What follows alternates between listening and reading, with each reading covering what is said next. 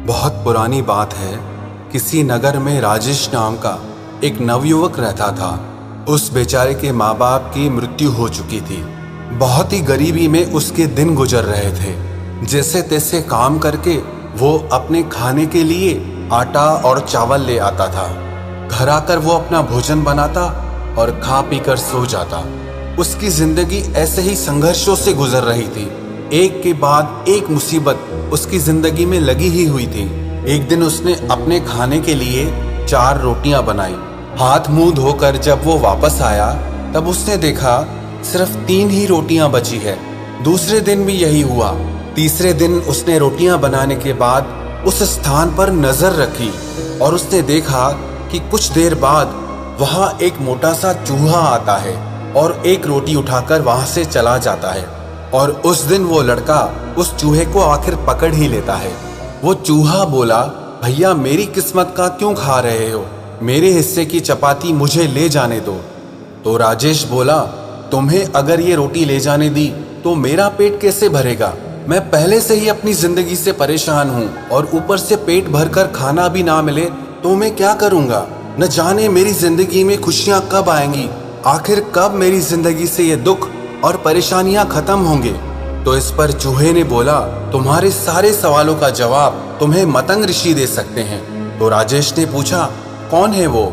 चूहे ने उत्तर दिया, वो एक बहुत पहुंचे हुए ऋषि हैं। उत्तर दिशा में कई पर्वतों और नदियों को पार करके ही उनके आश्रम तक पहुंचा जा सकता है। तुम उन्हीं के पास जाओ, वही तुम्हारा उद्धार करेंगे। राजेश चूहे की बात मान गया और अगली सुबह ही खाने पीने की गठरी बांधकर उस ऋषि से मिलने के लिए निकल पड़ा। काफी दूर चलने के बाद उसे एक हवेली दिखाई दी और राजेश ने वहां रुकने के लिए उनसे रात भर के लिए शरण मांगी। उस हवेली की मालकिन ने पूछा, बेटा कहाँ जा रहे हो? तो राजेश बोला, मैं मतंग ऋषि के आश्रम जा रहा हूँ। तो वो मालकिन बोलने लगी, बहुत अच्छा, उनसे मेरे भी एक प्रश्न का उत्तर मांग कर लाना कि मेरी बेटी 20 साल की हो गई है। वो देखने में बहुत सुंदर है, उसमें हर प्रकार के गुण भी विद्यमान हैं, लेकिन अभी तक बेचारी ने एक भी शब्द मुंह से नहीं बोला है। उनसे ये पूछना कि मेरी बेटी कब बोलना शुरू करेगी। और ऐसा कहते कहते वो हवेली की मालकिन बहुत रोने लगी। तो राजेश ने उनसे कहा, आप बिल्कुल भी परेशान मत हो, मैं आपका उत्तर लेकर जरूर आऊँगा। अगले दिन राजेश आगे की यात्रा के लिए निकल पड़ा। रास्ता बहुत ज्यादा लंबा था। रास्ते में उसे बड़े बड़े बर्फीले पहाड़ मिले।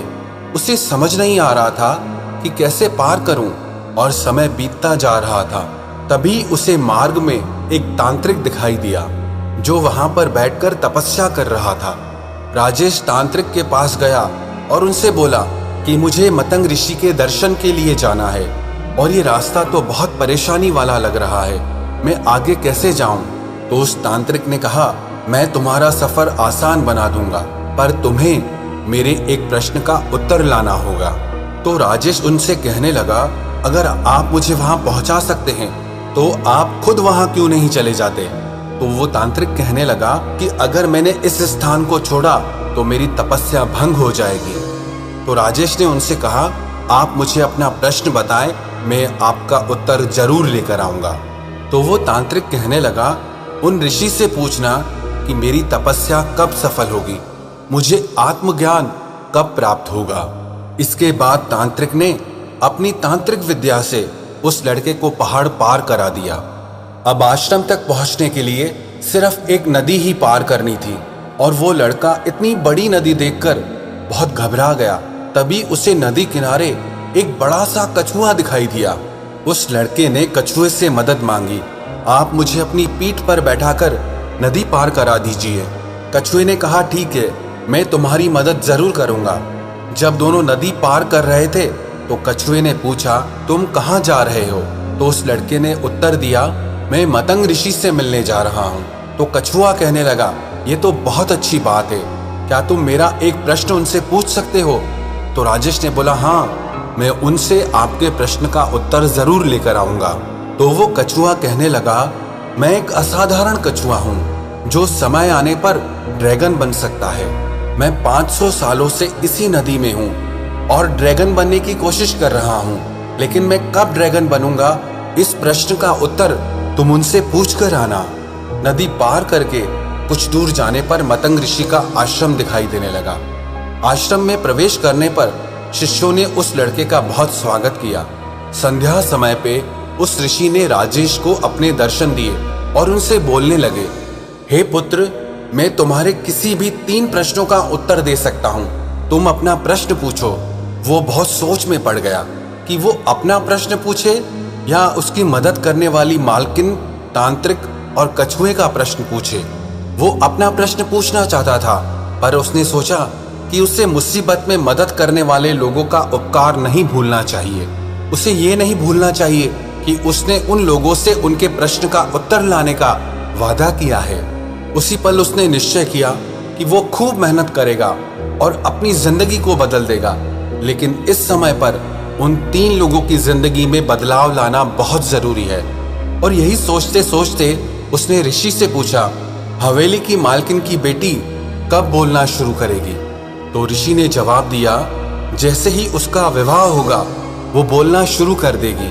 फिर उसने दूसरा प्रश्न किया कि तांत्रिक को मोक्ष कब प्राप्त होगा, आत्मज्ञान कब प्राप्त होगा? तो ऋषि उत्तर देने लगे, जब वो तांत्रिक अपने तंत्र से प्राप्त की हुई सारी शक्तियां, सारी सिद्धियां किसी और को दे देगा तो उसी क्षण उसे आत्मज्ञान की प्राप्ति हो जाएगी, मोक्ष की प्राप्ति हो जाएगी। फिर उसने प्रश्न किया कि वो कछुआ ड्रैगन कब बनेगा? तो ऋषि ने उत्तर दिया, जिस दिन उसने अपना कवच उतार दिया वो उसी वक्त ड्रैगन बन जाएगा। वो लड़का ऋषि से उत्तर जानकर बहुत खुश हुआ और अगली सुबह वो उन ऋषि का धन्यवाद देकर के वहां से निकल गया। वापस रास्ते में कछुआ मिला। उसने उस लड़के को नदी पार करा दी और अपने प्रश्न के बारे में पूछा। तब राजेश ने कछुए से कहा, अगर तुम अपना कवच उतार दो तो तुम इसी समय ड्रैगन बन जाओगे। जब उस कछुए ने ये उत्तर सुना तो वो बहुत खुश हो गया और कछुए ने जैसे ही कवच उतारा उसमें से ढेरों मोती झड़ने लगे। कछुए ने वो सारे मोती राजेश को दे दिए और कुछ ही पलों में वो ड्रैगन में बदल गया। वो बहुत खुश था।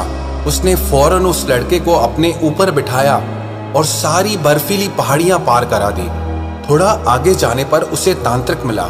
राजेश ने तांत्रिक को ऋषि की सारी बात बता दी कि जब आप अपनी तांत्रिक विद्या, अपनी शक्तियां किसी और को दे देंगे तो आपको उसी क्षण मोक्ष की प्राप्ति हो जाएगी, आत्मज्ञान की प्राप्ति हो जाएगी।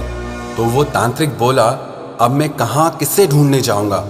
ऐसा करो, तुम ही मेरी विद्या ले लो। और ऐसा कहते ही उस तांत्रिक ने अपनी सारी शक्तियां उस लड़के को दे दी और अगले ही क्षण उसे मोक्ष की प्राप्ति हो गई। राजेश वहां से आगे बढ़ा और तांत्रिक से मिली शक्तियों के दम पर वो क्षण भर में ही हवेली पर पहुंच गया।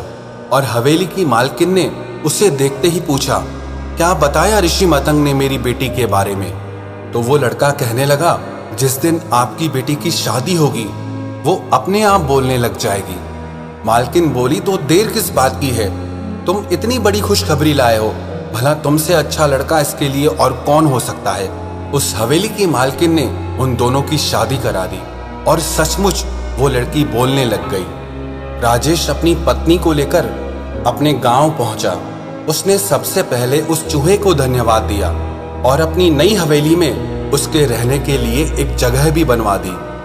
कभी अपनी जिंदगी से हार चुके राजेश के पास आज सब कुछ था। धन दौलत था, परिवार था, ताकत थी। उसने सब कुछ प्राप्त कर लिया था क्योंकि उसने अपने प्रश्न का त्याग कर दिया था और दूसरों के बारे में सोचा था। ये जिंदगी भी ऐसी ही है। कई बार जब हम अपना स्वार्थ छोड़कर किसी दूसरे की मदद करते हैं, किसी और का भला करते हैं, तो वो कुदरत, वो प्रकृति हमें उस भलाई का बदला 100 गुना करके लौटाती है। हम चाहे माने या ना माने इस बात को, लेकिन जो भी हम कर्म करते हैं, अच्छा या बुरा, सही या गलत, उन कर्मों का फल हमें जरूर मिलता है। अगर आपने किसी के साथ भलाई की है, अच्छाई की है, तो विश्वास रखना उस भलाई का फल, उस अच्छाई का फल एक दिन आपको जरूर मिलेगा।